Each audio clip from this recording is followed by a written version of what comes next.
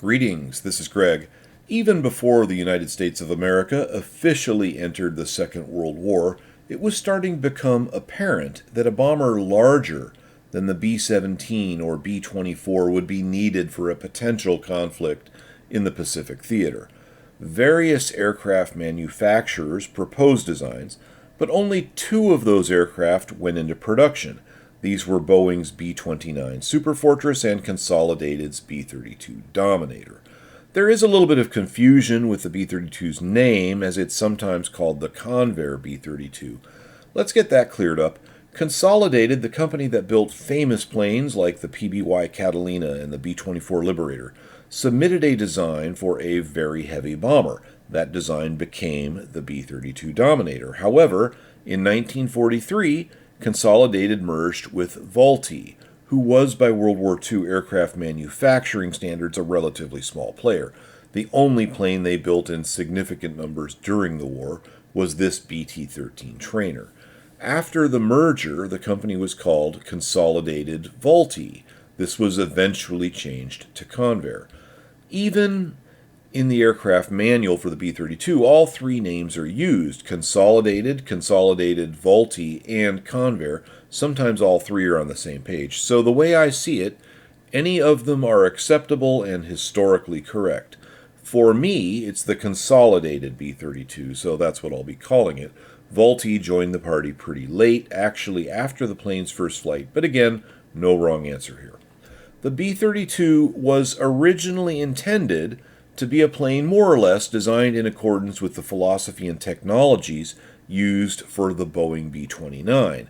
In other words, these were intended to be very similar airplanes, but with different designs. However, somewhere along the line, the U.S. Army Air Force decided to change the design of the 32 and simplify it. I've read two very different versions about why they did this. Consolidated's version of the story is right there in the pilot's manual. They state that the U.S. Army Air Force did not want to risk two new bombers with the same unproven technology. So rather than have all their eggs in the new tech basket, they opted to have Boeing go with the new stuff in the B-29 and have Consolidated move forward with the older technology, essentially building a supersized B-24. The version of the story in a 1945 issue of Popular Mechanics is quite different, although I should stress that both versions could be true. These two stories are not mutually exclusive of each other. It's also important to realize that they are writing to two very different audiences. In this magazine, they state that the changes were done simply because the plane didn't need the complexity to succeed in its missions. The first version of the plane, before they simplified it, was the XB-32 seen here. It was quite a bit different in design than the production version. For one thing, the original design had remotely controlled retractable turrets. This type of turret control system turned out to be really effective. While it was expensive and very complex, it allowed the defensive gunners to hit enemy fighters from 900 or 1,000 yards away, about twice as far as the enemy fighters could reliably hit the bombers. This was part of the reason the B-29s were so hard to shoot down, and had about a 12-to-1 kill ratio over the Japanese fighters. There were other factors at work there too, but the point is that this system worked really well. Of course, before it was operational, they couldn't be sure how well it would work out in actual combat. And in the case of the B-32, it had the additional complexity, well, the XB-32, it had the additional complexity of the turret retraction system. In keeping with the idea of playing it safe with the B-32's design, they changed it over to turrets with conventional control, meaning each gunner was physically in each turret. The article in Popular Mechanics states that they went with the more conventional turrets because they found them to be more accurate on the B-32. I don't like the way that's worded. The system in the B-29 became very accurate by the time the plane went into production, but it took some time to get it there. Ultimately, the B-29 has a better turret system. However, the B-32 has great turrets. They are far superior to what we saw in earlier bombers, and I'll talk about that later. The cockpit glass was laid out with a lot of individual windows in a streamlined configuration. That got the axe, and they switched it over to a more conventional cockpit window setup, as seen here in this production version. The wing was essentially a carryover from the B-24, just scaled up. This was the Davis wing, which was a good design, and some would argue it was the first laminar flow wing. I'm not going to go into detail on that here because I've already talked about the term, quote, laminar flow wing, unquote, in this video. No need to cover it again. The short version is no, it's not really a laminar flow wing, and neither is this P-51 Mustangs. But the Davis wing design used on the B-24 and B-32 was a low-drag design and quite good for a bomber. The Davis wing design was proven, so they stuck with that. The plane was intended to be pressurized, which is almost certainly the reason it has a circular fuselage cross-section.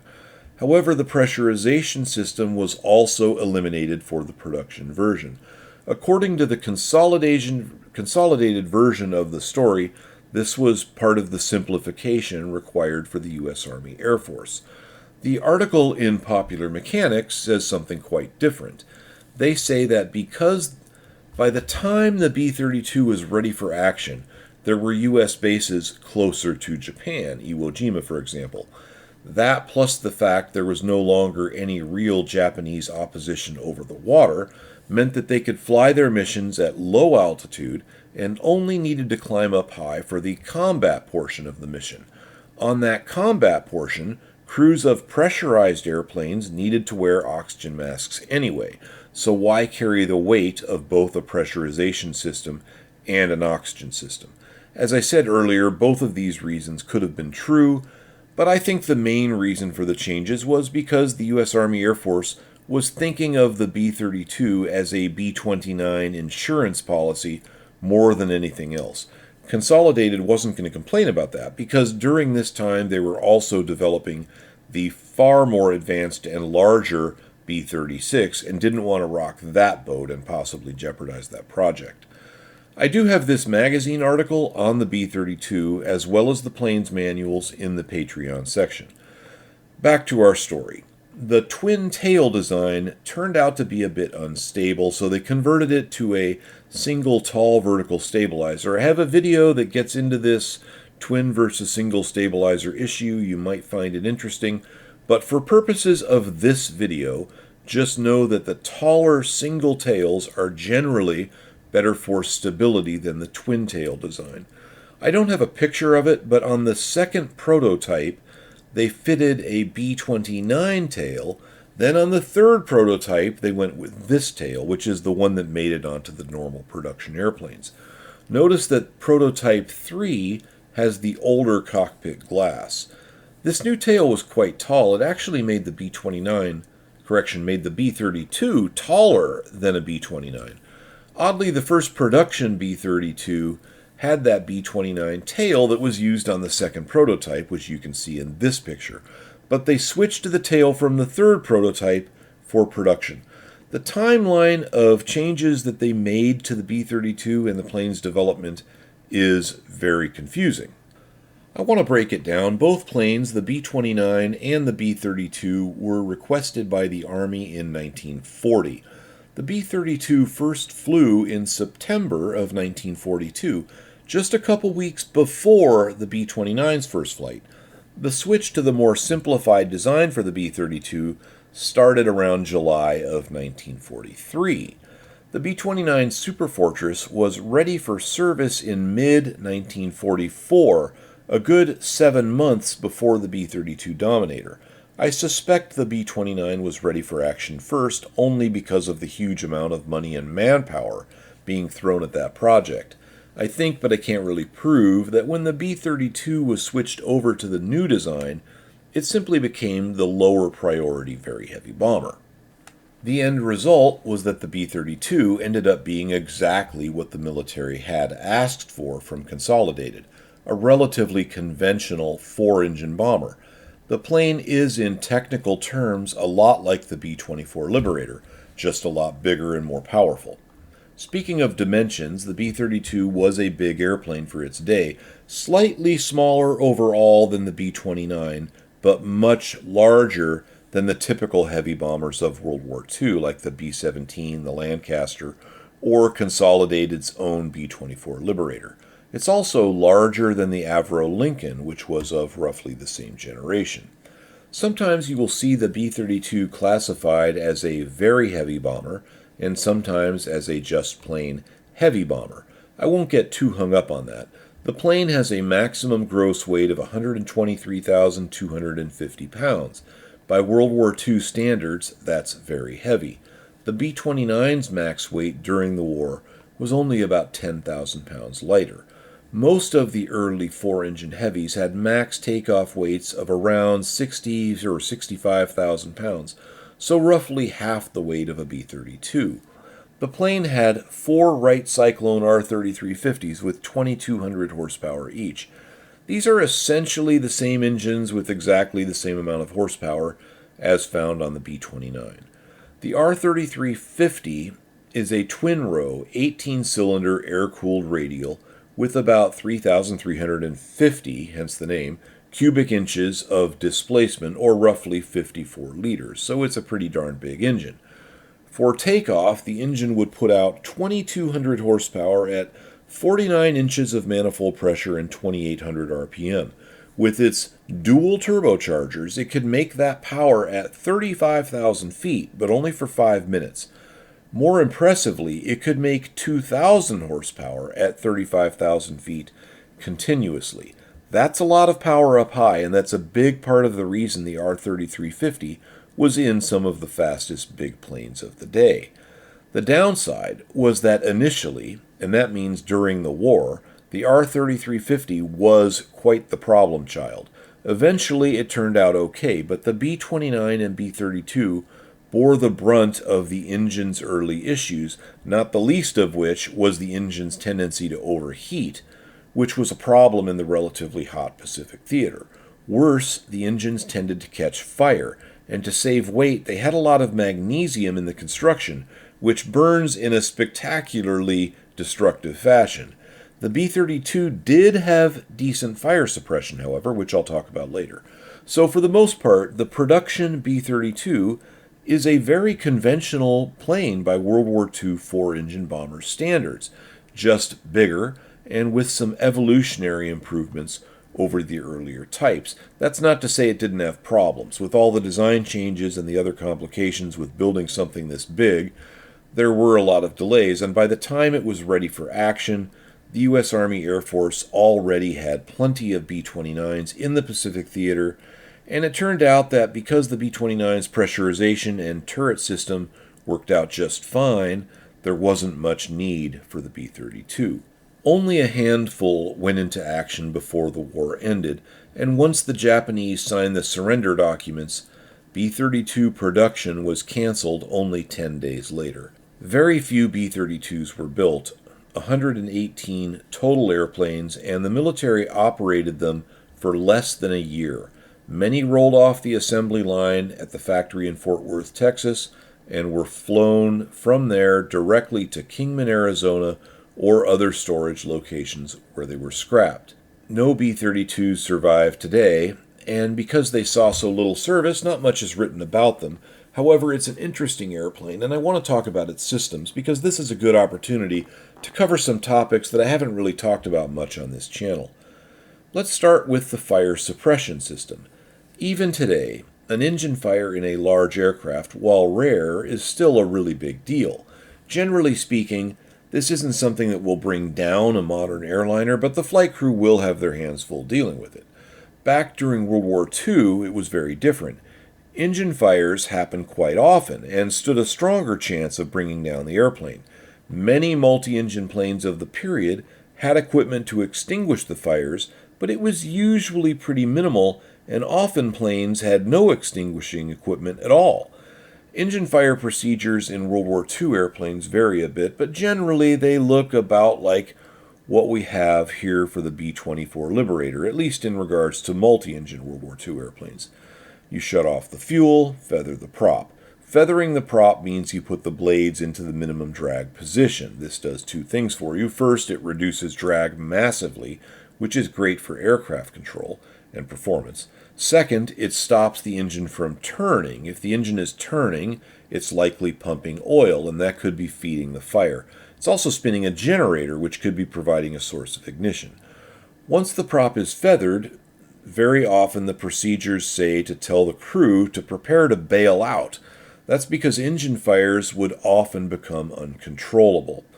From there, they shut down the other possible sources of fuel to the fire, open the cowl flaps, and discharge the CO2 extinguisher. Note that it says to discharge the extinguisher if the CO2 system is on board. There's a similar note in the B-17 manuals, which suggests that even the four-engine heavies didn't always have fire suppression systems installed, or at least not operable. The engine fire procedure will vary from plane to plane, but in World War II multi-engine airplanes, they're all quite similar to what we see here in the B-24. Here is the system drawing for the Liberator. There were two CO2 bottles. The control panel on the co-pilot side had selector valves to control which engine you discharge the bottles into. This enabled one bottle to discharge into the first engine to catch fire.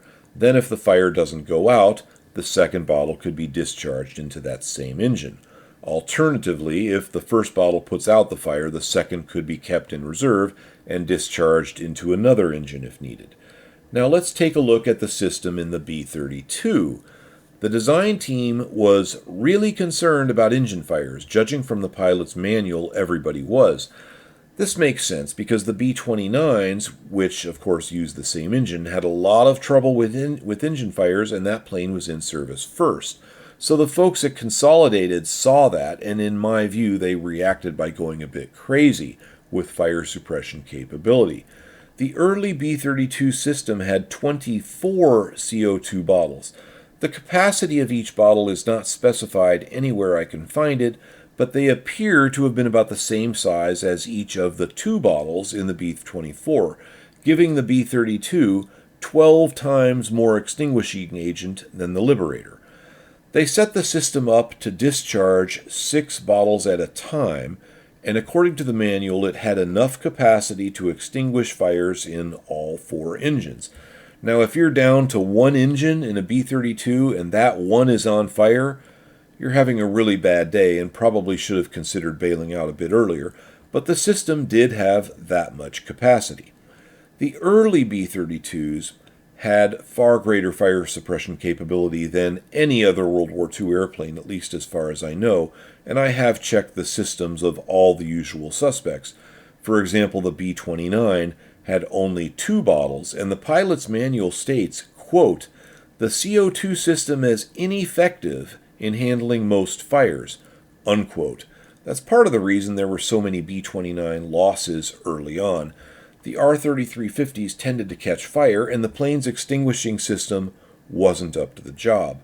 However, the R-3350s were getting better, both the engines themselves and the procedures for operating them, and engines fires became less frequent. At this point, Consolidated went the other direction, and starting with the 36th airplane off the production line, they hugely reduced the fire suppression capacity.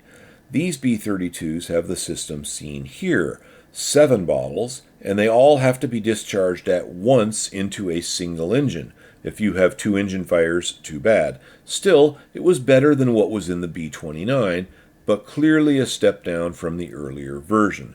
Of course, it's only a step down in fire protection. Presumably there were other trade-offs like lower cost, higher payload, these sort of things that always enter into the equations.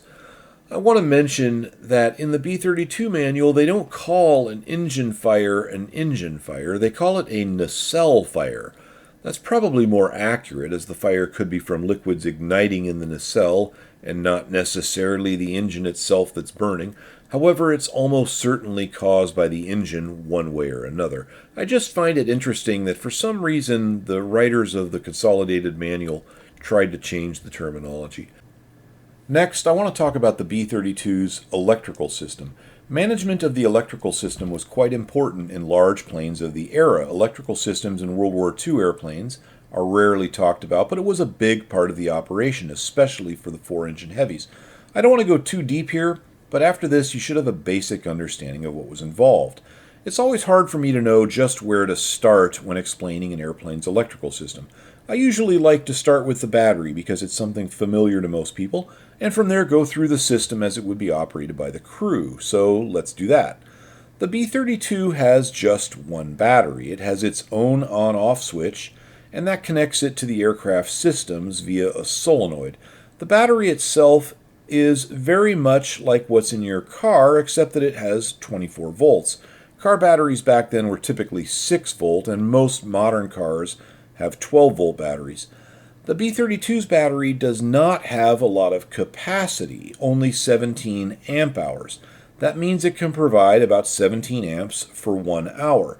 I need to stress how little 17 amp hours is. The older B-24 Liberator had 4 times more battery capacity, the B-29 Superfortress twice as much.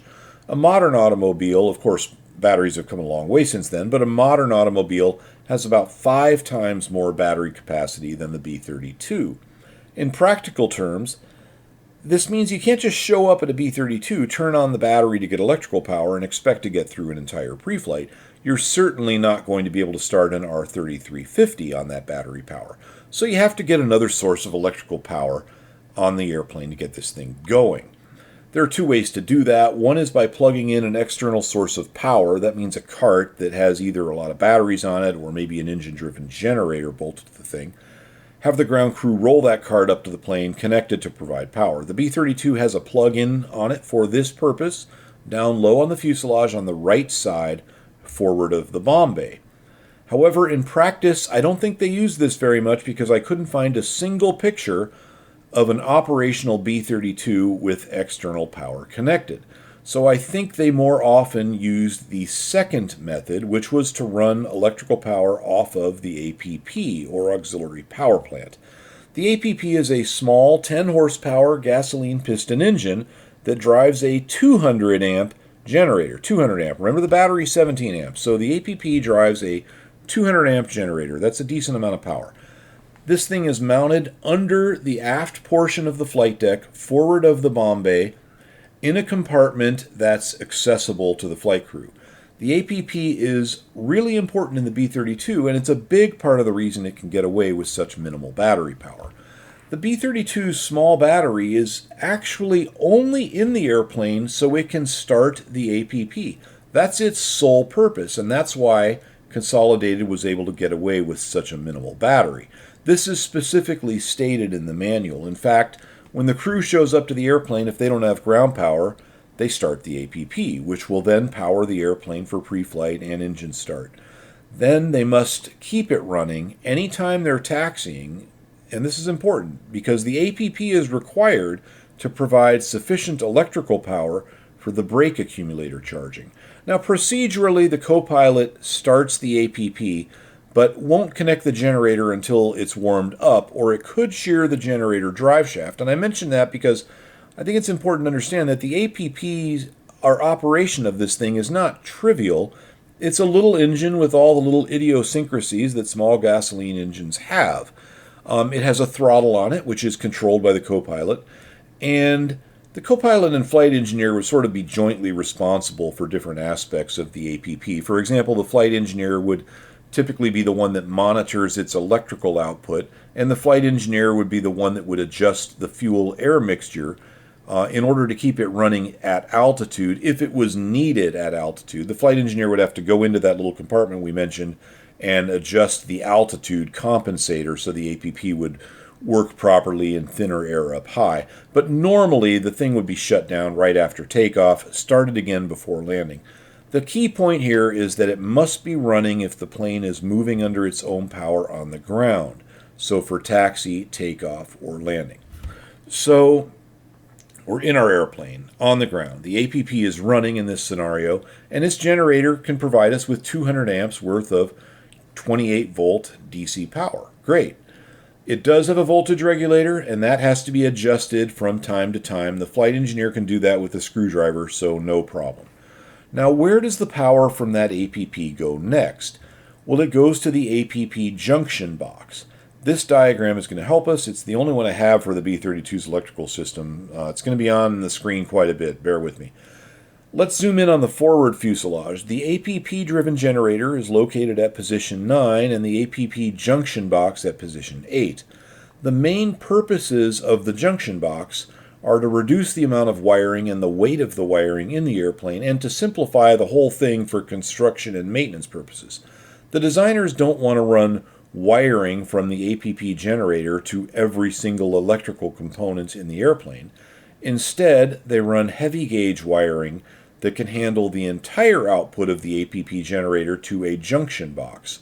From there, they run power to the various components powered by the electrical system. Usually from the junction box, it goes to various limiter blocks. This diagram is far from complete, and I'll explain what those limiter blocks do later. Just know that the junction box is where all the power from the APP generator goes first. Okay, so new airplane, new day. You and your crew get to the plane and the battery is dead. Well, you can start the APP manually. It has a pull cord, sort of like a lawnmower, and I'm almost certain its ignition is powered by a magneto, so ground power should not be needed to start the thing. Pull the ripcord, and if you do everything right, it should start up. Worst case, you get a cart plugged in and then get it running. Great, so now you have electrical power. However, in this situation, the APP cannot charge the aircraft battery as it normally would because the battery connects to the system via the battery solenoid I mentioned earlier. That battery solenoid requires power from the aircraft's battery to operate. Thus, power from the APP can't reach the battery to charge it back up if the battery is dead. The procedure to solve this problem involves using a jumper wire to connect both sides of the solenoid to each other, another thing that would typically be the flight engineer's responsibility. Now that will put power from the APP onto the battery side of the solenoid and close the solenoid so the APP can then begin to charge the battery. The next problem is that it will charge the battery too fast and it will overheat. The battery, that is, will overheat. And an overheating battery is a really big deal in an airplane. So the trick is to let it charge the battery up a little bit, at least enough so the battery can operate the solenoid, then shut it off, let the battery cool down, then turn it back on, and so on. So at this point, our plane is fully powered, although the flight engineer is going to have to keep tabs on battery temperature and tell the co-pilot when to turn it on or off. But soon it will be charged up and everything will be back to normal. Now, when I say back to normal, when I say the plane is fully powered, that doesn't mean you can run all the electrical stuff on the plane at the same time. And this is important to understand. The APP generator puts out 200 amps. That sounds like a lot, but there are a lot of really high draw items on this airplane. Cowl flaps, turrets, electric hydraulic pumps, and a lot more. 200 amps is enough to pre-flight the airplane on the ground, especially if you're turning things on one at a time, lights and pumps and so on. And it's enough power to limp home in an emergency, but it's not enough to operate the airplane in combat.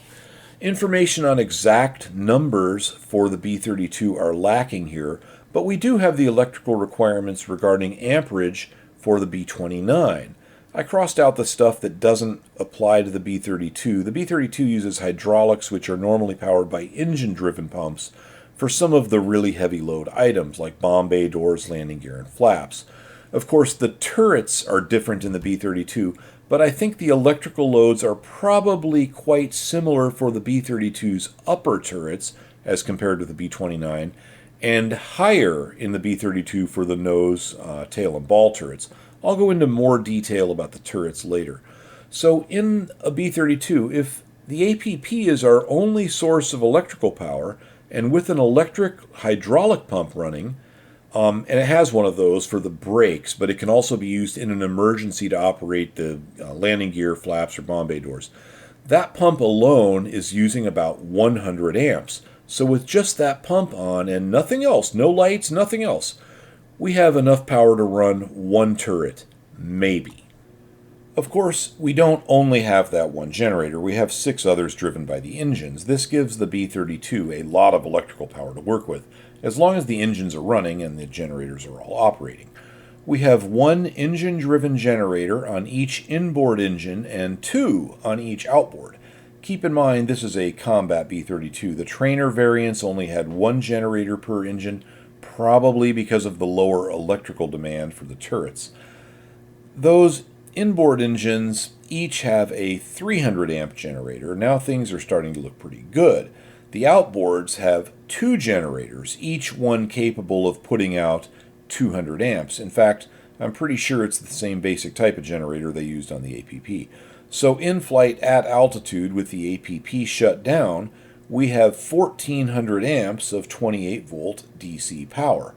That's plenty to run everything. The problem arises when you start losing stuff. For example, if you lose the generator on engine 2, now you're down to 1100 amps. Then if you lose engine 4 and the 2 generators it drives, that costs you another 400 amps and you're down to 700. In this type of situation, the flight engineer is going to start shutting things off. If not, there's a big risk of overloading the remaining generators and causing a much bigger problem. The engineer is going to prioritize different things depending on the situation. For example, if in combat, the turrets are an obvious high priority. The radar, autopilots, light, unnecessary fuel pumps are almost certainly going to be shut off. On the other hand, if safely away from enemy action, but at night over the Pacific in bad weather, the radar will become more important than the turrets. Management of the electrical loads is one of the main jobs of the flight engineer, and that's true in modern airliners as well. Of course, this is now automated in modern airliners. In the event of an overload, they automatically shut down non-essential stuff, usually starting with the galley power. But in a World War II era bomber, this was a pretty big deal, and somebody in the flight crew had to manage it, typically the flight engineer. I have arrows here pointing at the generators. Keep in mind the right outboard or number 4 engine is not shown in this picture. Also, that APP generator isn't going to be much use above 10,000 feet because the engine driving it will run out of power, so normally it's shut off sometime after takeoff. The power goes from the generators to the junctions, which I have circled. There are 9 total, 2 are not shown in this picture. From there, the power goes to the limiter blocks. These are inside the fuselage, and there are a lot of them. I've circled them in blue. Limiter blocks are analogous to fuse boxes, except that instead of holding fuses, they hold current limiters. Current limiters can be thought of as a slow-blow fuse. They protect components and prevent faults from spreading, essentially like a fuse, but they can take an overload for a short period of time before they blow. These were common in early aircraft, even stuff built into the 1980s and beyond, but I haven't seen one, let alone had to change one in a long time. In the B-32, the limiter blocks are located so that the one closest to the fault has the current limiter that blows. That makes sense, right? If the current limiter for the rear turret blows, you don't want that to be located at the front of the airplane. It's right there back of the turret. They carried 60 spare current limiters in 2 bags. One bag was at the front of the airplane, one in the rear. Of course, like fuses, the current limiters would have different amperage ratings, so they have to be replaced with the correct one. Typically, the flight engineer would replace them, but clearly in a pinch, anyone on board could do it. This was just part of being on a B-32 crew. In fact, I'll bet the rear gunners kept the correct limiter for his turret pretty handy. In addition to the current limiters, various individual components were protected by circuit breakers. These also tended to be located near their related systems. For example, circuit breakers for the tail turret would be at the back of the airplane. As with current limiters, individual crew members could pull or reset these, but most of the circuit breaker panels were close to the flight engineer, so typically this would be another thing the flight engineer would handle. Notice each generator, including the APPs, has 2 power feeds to the junction boxes. That's for redundancy. The system is set up with battle damage in mind. For example, hits on the right side of the fuselage can only affect controls and indicators for the outboard engines. Damage on the left can only affect the inboards. It's worth pointing out that during the B-32's development, Consolidated planned on doing away with the flight engineer on this airplane. That changed before it entered service, but it's the reason that the flight engineer on the B-32 doesn't have his own dedicated station as he does in a B-29. In the B-32, the flight engineer sits between and just aft of the pilots and then has to go to the various locations where he will be needed to perform his duties. In regards to the electrical system, these duties include things we talked about: replacing current limiters, checking or pulling or resetting circuit breakers, of which there were about 115 of them, circuit breakers, on 22 different panels scattered throughout the airplane. So the engineer would be responsible for that, plus adjusting the 7 voltage regulators.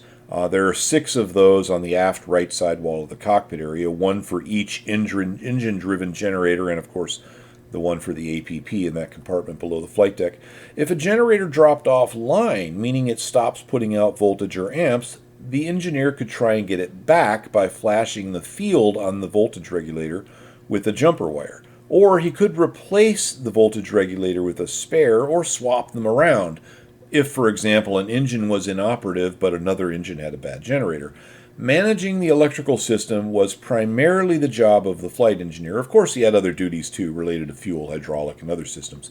In combat, the engineer mans the forward upper turret. That was pretty standard on U.S. bombers. The B-17s and B-24s were set up the same way, and sometimes some of the twin-engine bombers were that way as well.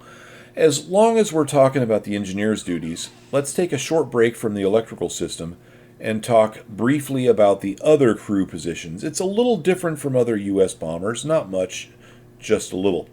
Up front we have the nose turret gunner. He is a dedicated gunner, has no other primary duties. Of course, all the crew members have some secondary duties. These could be to administer first aid, reset or check circuit breakers, or whatever the aircraft commander needs.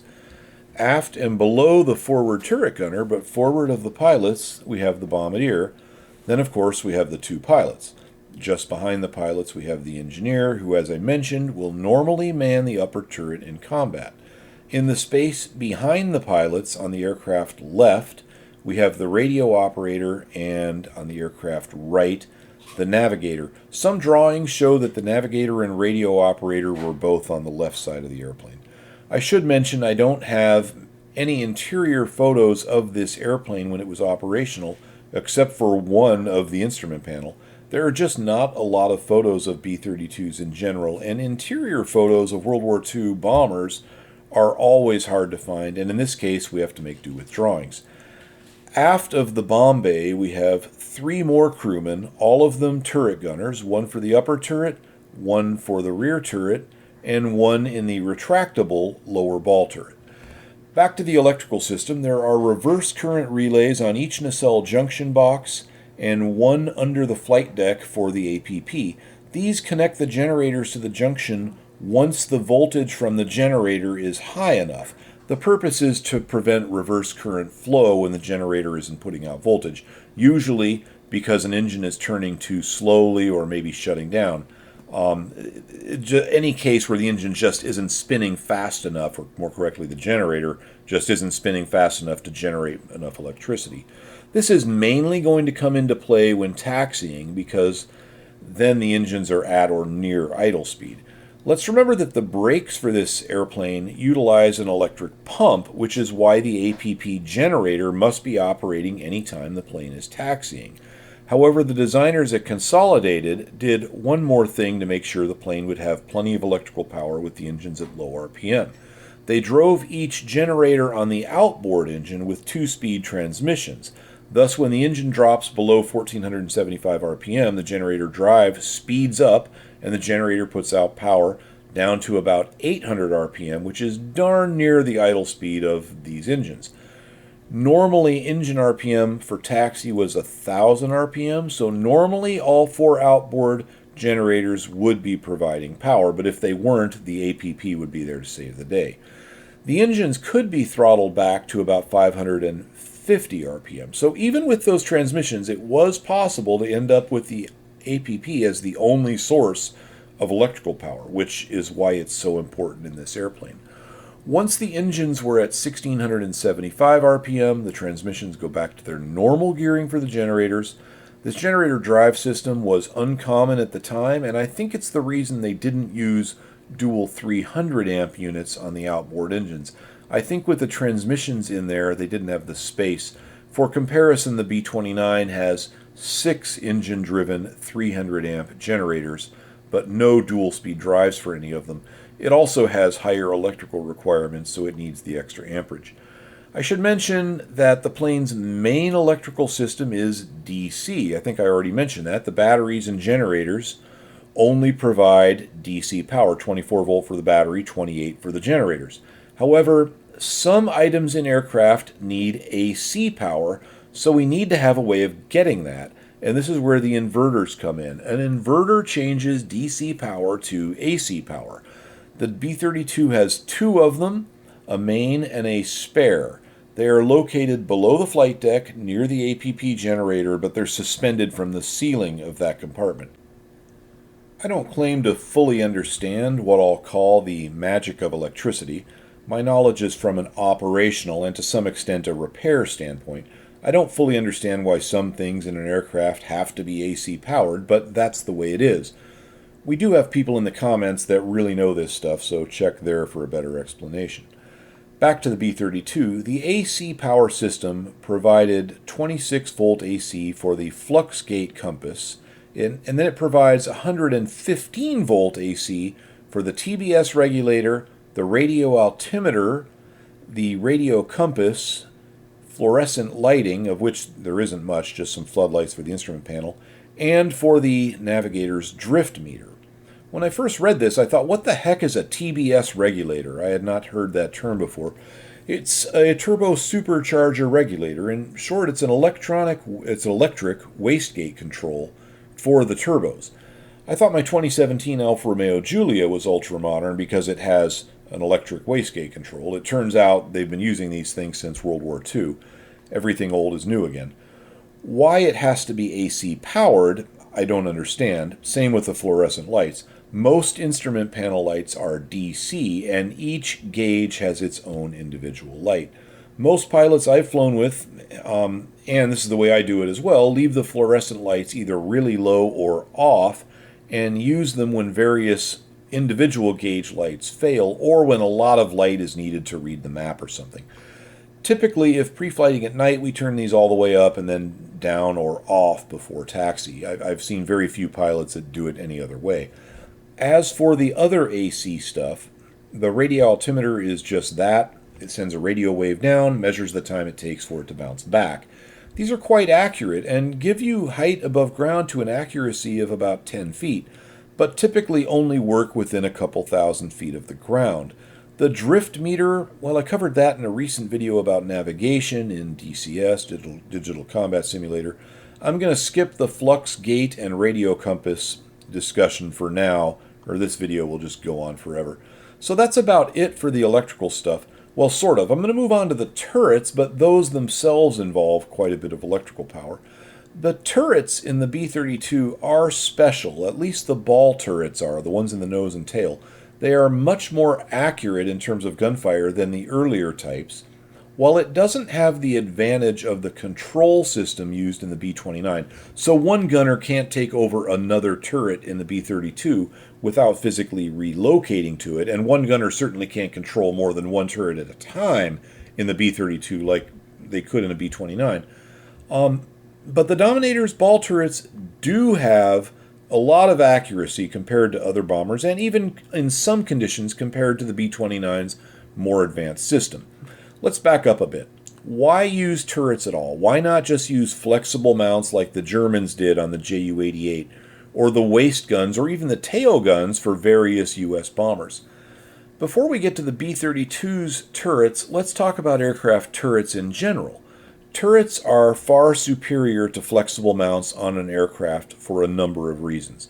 First of all, field of fire. A turret can rotate and elevate the guns through a much larger range. That alone is good enough reason to use turrets. Another reason is that the air pressure from the slipstream at aircraft speeds is tremendous. This fights against the gunner's efforts to point the weapon in the desired direction. This affects accuracy, and it's tiring for the gunner to fight it. Weight of firepower is a big deal. A turret makes it easy for a gunner to handle two 50 caliber guns at once, more in some cases, and bring them to bear on the enemy. Another factor related to turrets is armor protection. Armoring an aircraft is difficult. You want the armor to be between whatever it is you're trying to protect and the enemy, but putting armor on all sides of a crew member is prohibitively heavy, especially when you have 10 crew members. With turrets, you can armor the forward section, and as it rotates to face the enemy, the armor is usually going to be pointed towards the greatest threat. I believe the first aircraft to use a turret in combat was the Paul Defiant, a British airplane. It was a terrible turret layout, and the turrets in those things were pneumatically powered, something the British had a real penchant for, but it did work and it did shoot down some enemy airplanes. Of course, the Americans were designing turrets too, but it's worth noting that the early versions of the B-17s did not have any turrets. It wasn't until the E model went into production in late 1941 that it got turrets, and even then, most of the guns on the B-17 were flexible mounts until they added a chin turret with the G model in May of 1943, at which point about half of the guns were in turrets. By the time the B-29 and B-32s went into production, it was very obvious that turrets were the answer, and the B-32 has an all-turret configuration for its defensive armament. The B-29 has all turrets except for the tailgun position. It's also worth noting that most earlier bombers had defensive weapons added as an addition to the basic design. In some cases, as we saw with the B-32, they added more and more guns over time. The late war U.S. bombers, meaning the A-26, B-29, and B-32, had defensive firepower built in from the beginning as part of the airplane's core design. The designers of these planes had the benefit of the lessons learned from experiences with earlier planes in combat. So let's look at the B-32's defensive weapons. The front and rear turrets in the B-32s were both Sperry A17s. These were very interesting turrets, very advanced. The first thing you may notice is how closely the guns are spaced together. They're only about 6 inches apart. Why do that? Well, there are two reasons. First, it allows the turret to traverse farther left and right than it would with widely spaced guns, because the lateral traverse limits are often limited by the gun barrels hitting the aircraft's structure. This, along with the positioning of the turret, gives these fore and aft turrets in the B-32 very large fields of fire. The other reason, and this was actually the main reason Sperry did it, was a bit less obvious. When guns fire, they recoil, meaning they push back on the mountings. And when you have two machine guns firing on the same mount, they push back a bit with the firing of each round, but the two guns are not in perfect sync, so they tend to move the turret side to side, affecting accuracy and bullet dispersal. Putting the machine guns close together minimizes that, and the Sperry manual specifically says that's the reason they did it. These turrets were also gyro-stabilized, meaning that movement of the plane itself within certain limits would not move the turret and throw off the gunner's aim. If you've ever fired a rifle at a target a few hundred yards away, you know how a small, tiny movement of the gun barrel has a huge effect on where the bullet goes. When you're firing a gun mounted in an airplane, every little movement of the plane gets transferred to the gun, at least to a gun with rigid mountings, making aiming very difficult.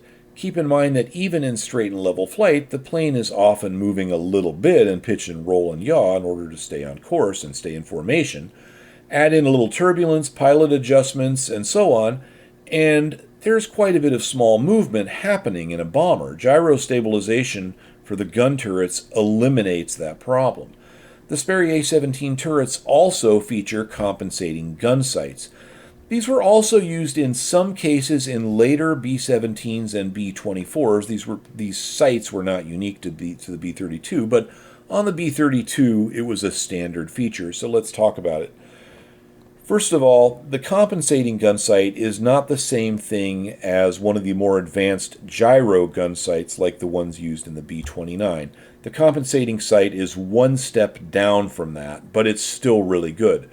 You see, gunners in a turret on an airplane have a very different problem than the pilot of, say, a fighter plane, because the guns in a turret are not normally pointing in the same direction as the airplane. They could be firing off to the side or whatever. Thus, as depicted here, the forward motion of the plane has a big effect on the bullet trajectory, and the effect varies with the aircraft's speed, specifically its true airspeed, and of course it varies with turret position. The gunner in the Sperry A17 turret would get the aircraft's indicated airspeed, probably from the navigator, but he could get it from either pilot as well. He would enter that indicated airspeed and altitude into essentially what was a slide rule, a circular slide rule, and from that he would get true airspeed and enter that into the gun sight's mechanical computer. Now, just what this does for the gunner is a bit hard to explain. As I said, it's not a gyro sight. It has no adjustment for range. It's not going to do you any good in some sort of really high deflection shot. It's only going to be super accurate when shooting at a plane that is attacking the plane the gunner is sitting in, not just any plane in the sky. And like I said, this is a bit hard to explain, so bear with me here. If you're sitting in an airplane and you look out the window, or your gun port, whatever you're looking through, and you see another airplane, there's an easy way to know if it's on a collision course with you or not. If it's staying in the same spot relative to you and getting bigger, you will collide. If an enemy fighter is making an attack run on your bomber, he has to be pointing his plane at where your bomber will be when his bullets arrive. The attacking fighter will appear to the bomber's gunner to be nose on, not moving, but getting bigger. It's in this situation that the compensating gun sight will make it easy to hit the target. The gunner puts the enemy in his sights and pulls the trigger. There's no lead required because the sight is adjusted for the bomber's forward speed. While there is no adjustment for range, it's not really an issue in this case. Bullet drop is a factor, but it's so minor we can ignore it. The normal bullet dispersal at 900 yards, factored in with the size of the target airplane and the closure rate, means that the gunner doesn't need to compensate for bullet drop in this situation. As the target airplane is not moving relative to the bomber, no lead is needed.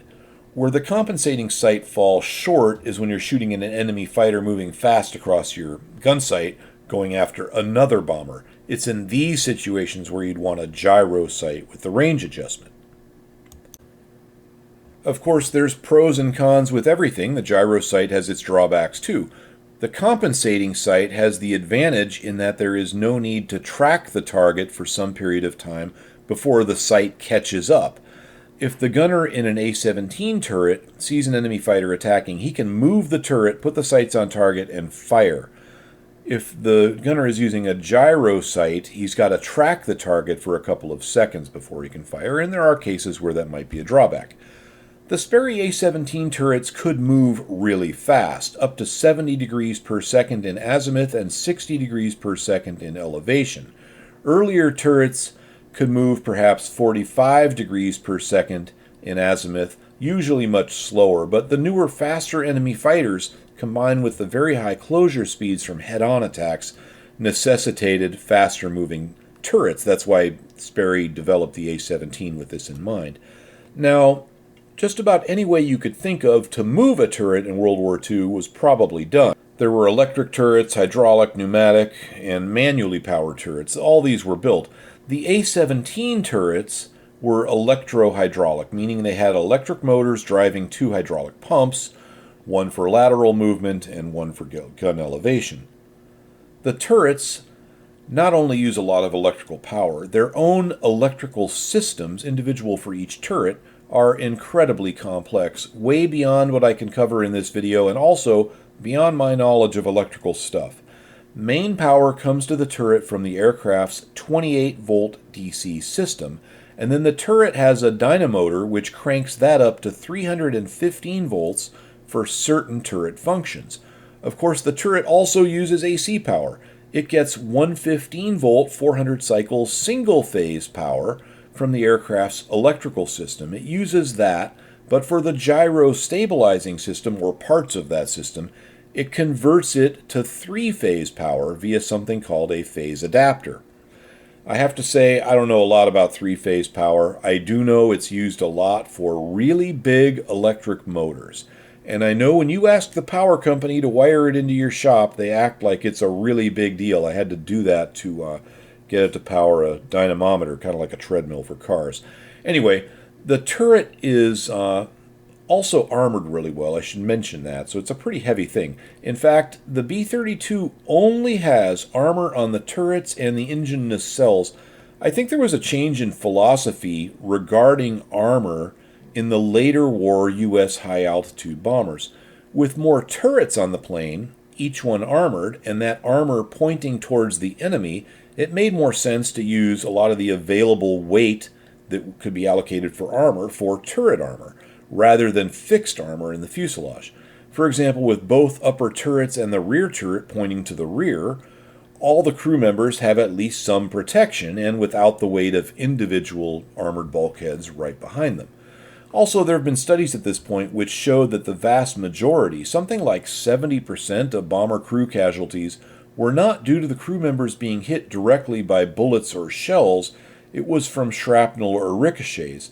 Thus, some effort was put on providing protective coverings for the crew members, like flak jackets, helmet, flak goggles, and the like. I think this armor scheme would have proven successful had the war gone on longer. I suppose no discussion of a bomber would be complete without talking a bit about the payload. Bomber payload is something that's hugely misrepresented and misunderstood, especially in the YouTube world. I don't know if some of these content creators are spreading incorrect information for views, or if they really don't understand the subject matter, but there's an interesting pattern going on there, which I might tackle at another time, usually involving the B-17's payload and comparisons to lightly armed bombers operating under the cover of night. Anyway, the B-32 could carry 20,000 pounds internally. In this respect, it's functionally the same as a B-29, and that internal capacity is far greater than any of the earlier four-engine heavies. I'm sure someone will ask if the B-32 could have flown the atomic bomb missions. I know that question will come in the comment section if I don't address it. Now, the short answer is yes, although it's speculation on my part because we really don't know. But the plane had the size and the capability, the performance to do it. However, I think it would have needed modifications to the bomb bay, and I don't think these would have been trivial. As there was never any need to do it, such modifications never started, so I can't say how involved they would have been, but I do think it was possible. In fact, due to the design of the bomb bay doors in the B-32, I think it would have been easier than modifying the B-29 for the job. However, there was never a need to modify the B-32s to drop the atomic bombs. The B-29 silver plates were ready in more than enough time for those missions, and I don't think the B-32 or any other airplane was ever seriously considered for those missions. Now back to the real world, 20,000 pounds was a huge internal payload, and both the 29 and 32 could carry more externally. But with the B-32, I don't think that was ever done. I don't think it ever carried external payloads. Now during the war, there were some even heavier payloads carried by other airplanes, but these often involved external or sometimes what I'll call odd payloads involving modifications to the plane. Usually these types of payloads required operations in an area where the user had absolute air superiority due to the sacrifices that had to be made in aircraft defenses and performance, those sacrifices being needed to carry the specialized load. These are very different from an internal payload in a fully armed bomber capable of flying missions into enemy territory where it was well defended. Now, let's detour for just a second and talk about these higher odd payloads that some airplanes carried. What plane do you think carried the heaviest non-nuclear payload in World War II? Non-nuclear, so we're obviously excluding the atomic bombs. I'll give you a hint. It was used against the Axis in the European theater. Now, most people will immediately say it was the Avro Lancaster because it delivered the 22,000-pound Grand Slam bomb and with reasonable amount of success. However, an even higher payload was delivered by the B-17 Flying Fortress. In an effort to develop unmanned drones, and I'm not sure that term existed at the time, the U.S. Army Air Force took worn-out B-17s, which they had a tremendous surplus of, and packed them with 25,000 pounds of explosives and flew them into targets in Germany. The project was called Operation Aphrodite. You can pause and read about it here if you would like. The planes took off with a crew of 2, a pilot and a flight engineer, and then they bailed out, and a crew in another bomber took over the plane by remote control. They didn't have a high rate of success for a number of reasons. The weather over Europe was often uncooperative. The inability of the plane to land at a friendly base under remote control with an armed payload meant that a weather turnback resulted in a failed mission and a lost airplane. You couldn't just try again with the same airplane the next day. The remotely controlled planes tended to be easily shot down because when operated by remote control, the pilots couldn't deal with battle damage as effectively as they could when on board. As far as I know, only one of these things ever hit the intended target. That was the oil refinery at Haiti, and that one attack was successful. However, more often than not, these early attempts failed and sometimes resulted in friendly casualties, usually involving complications when the flight crew bailed out after takeoff.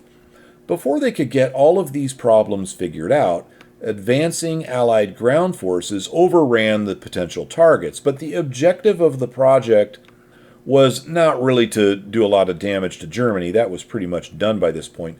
It was to advance the technology, and in that respect it succeeded and ultimately led to what we now call UAVs. In fact, I read a recent report on these types of weapons as they're used in the modern world, and interestingly, that report is titled Children of Aphrodite. Under the category of droppable super heavy bombs, after the war, the U.S. completed development of a pair of 25,000-pound bombs, the Amazon II and the Samson. These were dropped by B-29s on German submarine pens in testing just after the war. I think it's likely that had the B-32 continued in service, it would have been adapted to carry a pair of these, but who knows? This picture shows the B-29 carrying 2 British Grand Slam bombs, or possibly the U.S.-built version of those. The U.S. did build their own version of the Grand Slam. So I tend to think that's where they were going with the Amazon II and Samson, but there's no way to know for sure, because the B-32 just didn't stay around long enough. Generally speaking, during World War II, the U.S. didn't focus too much on super heavy conventional bombs. I think the largest one used in somewhat normal operations during the war was a 4,000-pounder, of which the B-32 could carry 4 internally, something no other bomber could do, except, of course, the B-29. So by any normal standards, the B-32's bomb load was as good or better than any bomber in the world. Both the B-29 and B-32 had great speed and range by World War II bomber standards. Both could cruise at 350 miles per hour at high altitudes, the B-32 being the slightly faster of the two, but not really by enough to matter. The B-32 Dominator entered service so late that it's difficult to ascertain its combat effectiveness. It flew very few missions, and although I don't doubt for a minute the tenacity of the remaining Japanese combatants, there were not very many of them, and they simply were not an effective fighting force by the time the B-32s showed up. The 32s did fly some successful bombing missions on Formosa, and most famously some battles over Japan during the very last days of the war in 1945, August 17th and 18th to be exact. There's a lot of controversy about these battles. The prevailing viewpoint, at least here on YouTube, is that these battles took place after the Japanese surrender. Thus, these attacks on the B-32s over Japan on those dates were much less than honorable, let's say. It's true that on August 15th, the Japanese emperor gave a speech via radio to the Japanese public. It's also true that that speech, especially when you read it today and listen to the broadcast that immediately followed it, indicates at the very least the desire to cease hostilities. I'll put the text on screen. The recording was poor. You can listen to it today on YouTube if you want to. And this was the first time the Japanese people had heard the emperor's voice. It does not clearly state the intent to surrender. In my opinion, it's quite vague. and after hearing it, most Japanese just went about business as usual. Now, after the speech, apparently there was a message clarifying the intent to surrender, but I have not been able to find that message. But I do think that after the emperor's speech was over, the Japanese people probably tuned out. I mean, you've heard the emperor speak for the first time. He's given his speech. You shut the radio off and discuss it amongst yourselves. I think that's what generally happened. However, in the U.S., this broadcast was taken as a surrender. 2 days later, on August 17th, the emperor gave a speech to the Japanese military. I'm not sure if the pilots that attacked the B-32s on that date heard this speech. Maybe they were already in the air when the news went out. Or maybe, in all the chaos and fog of war, they just didn't hear it. Plus, this speech doesn't seem crystal clear to me either. Add in the fact that U.S. bombers were flying recon over Tokyo, and the Japanese couldn't be sure if they were recon aircraft or not, because you can't tell the difference between a B-29 recon plane and a B-29 bomber, same with the B-32. They didn't intercept the Enola Gay, partially because they thought it was a reconnaissance airplane. So I think there's some room for questions here about the state of mind and the motivation of the Japanese pilots in these attacks. I don't think it's as simple as saying it was a post-surrender cowardly attack on our glorious forces. There are a lot of nuances there, as there are with a lot of these things. In any case, the last air-to-air combat of the war was between a pair of B-32s and some Japanese fighters. Both B-32s made it back, but there were casualties, and one B-32 crewman was killed. It's possible that a B-32 crew member was the last airman killed in the war. However, the Soviets had aircraft attacking the Japanese at the Battle of Shumshu, which took place from August 18th, which was the date of the final B-32 incident, through August 23rd, and they may have lost an aircraft in that battle. Details on that whole thing are really sketchy. Now, back to the B-32. From what little has been written by their crews, they seem to like the airplane. It had a good wing. It had reversible pitch propellers, interestingly, on the inboard engines to provide reverse thrust after touchdown to shorten the landing run. That was unique at the time and quite helpful in the Pacific theater because there were a lot of short runways there. It had some teething problems, that is the B-32, mostly related to the engines. The B-29 had the same issues. It wasn't the plane, it was the engines, and those engines did get better over time, but of course by then the B-32s weren't flying anymore. The B-32 didn't stay in service long, less than a year, as I mentioned earlier. There are none left, all were scrapped. A few turrets remain, possibly part of a wing, but that's about all. I don't think it was all for nothing.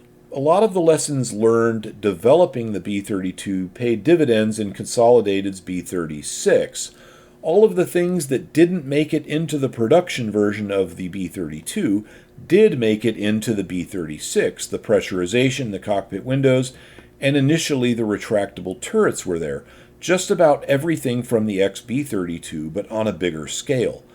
The B-36 was, during the early part of the Cold War, the only U.S. nuclear-capable bomber that was able to effectively reach the Soviet Union until Boeing's all-jet-powered B-52 entered service in 1955. And what I mean by effectively is they could take off from places in the United States, the contiguous 48 states, and reach the Soviet Union and effectively deliver their munitions. I know that there are a lot of other airplanes that could have conceivably nuked the Soviet Union, B-47 and others. Now, ultimately, Consolidated, which was called Convair by this point, built some impressive Cold War-era airplanes. The B-58 Hustler is one of the few Mach 2 capable bombers ever built, and it flew in 1960. That's when its first flight was. Convair also built the F-102 Delta Dagger, the F-106 Delta Dart, and some of the fastest airliners to ever see service. Now, today, Convair is long gone. After the war, it was purchased by the Atlas Corporation, an investment firm that still exists today. Convair was then bought and sold multiple times to various aircraft and aerospace companies, and each time that happened, Convair shrunk, and as of about 1996, it disappeared completely. That's all I have. If you made it this far, well done. I never know quite where to end these videos. This ended up being over an hour long, and there's just so much about the B-32 Dominator we didn't even touch. I do know that YouTube pushes the shorter format, generally about 12 minutes is what they favor, but the subject matter I like to cover takes a lot longer, and I find it impossible to maintain continuity stringing together 5 12-minute videos, so this is the way it has to be. Thanks for watching. Please consider joining my Patreon. That's really what pays for this party. Patreons get access to all the B-32 manuals and other documents used in this and all the other videos on this channel. And it's all in an easy-to-find format, accessible anytime. Most of it's downloadable. Also, Patreon supporters help guide the direction of this channel via polls and discussions, and often get early, non-public, ad-free releases of videos as they did with this one. That's all for now, and have a great day.